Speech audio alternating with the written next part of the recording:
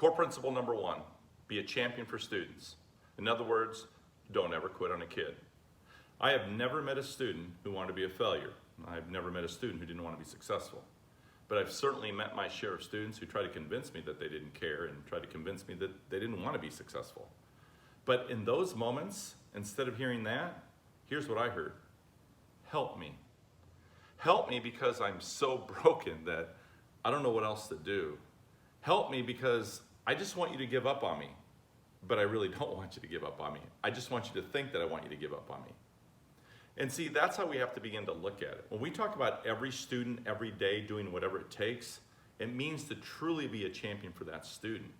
That means we have to define that and what that means. That means we have to be willing to invest in that relationship, to get to know that kid's story on a much deeper level.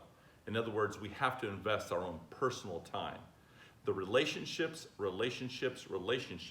plus time invested is what it truly means to be a champion for all kids. Core principle number two, expect excellence. That means what we model is what we get.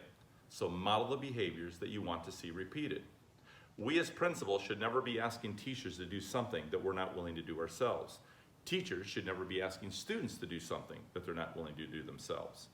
We are disingenuous when we're constantly telling people what to do, but our own behaviors don't mirror our own beliefs. Core principle number three, carry the banner. Yes, it's important that we be a positive voice for our students, for our colleagues, for our parents, for one another.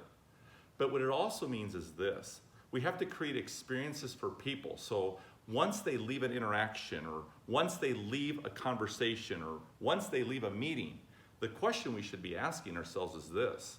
Will they carry the banner for us because of the way we manage that situation?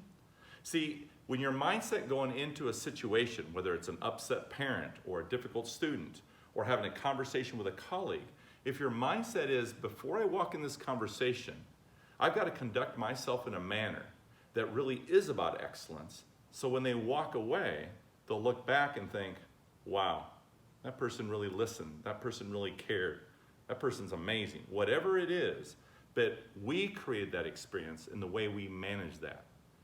We have to always remember that. Core principle number four, to be a merchant of hope. Listen, we have to believe that every child wants to be great.